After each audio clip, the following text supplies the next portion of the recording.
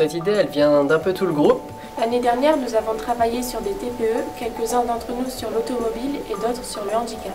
Donc nous avons décidé de rassembler les deux. Ce qui nous a amené à créer un fauteuil omnidirectionnel.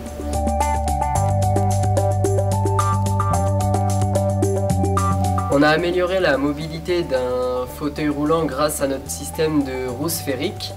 Et grâce à ça, on permet aux personnes à mobilité réduite de se déplacer plus facilement. Donc ce n'est plus l'environnement qui s'adapte au fauteuil, mais le fauteuil qui s'adapte à l'environnement. Donc l'avantage de notre fauteuil par rapport à un fauteuil ordinaire, c'est la facilité de déplacement. Par exemple, avec un fauteuil ordinaire, si on veut se déplacer d'1 mètre sur la droite, on va devoir faire beaucoup de manœuvres.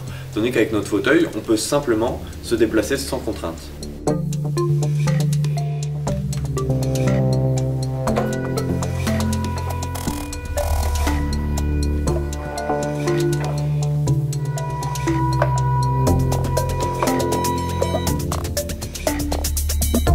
Je me suis occupé de la mécanique, c'est-à-dire la conception des pièces en 3D.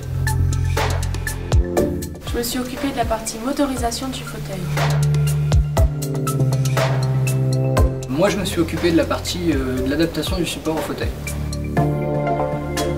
Moi, je me suis occupé de la partie commande. Tout d'abord, on a imaginé les différentes solutions qu'on pouvait proposer pour justement avoir un déplacement omnidirectionnel.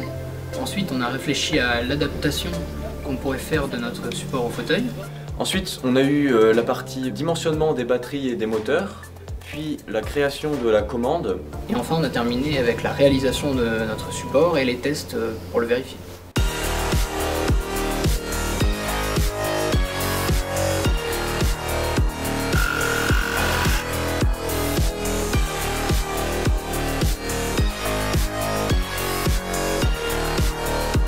Notre projet est pluridisciplinaire, nous utilisons les mathématiques et l'informatique pour la partie commande. Mais également les sciences physiques et les sciences de l'ingénieur pour la partie motorisation, conception mécanique.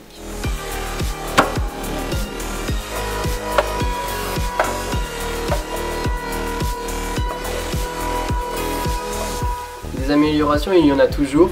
On pourrait refaire des sphères qui soient plus adhérentes au sol pour se déplacer dans des espaces encore moins adaptés.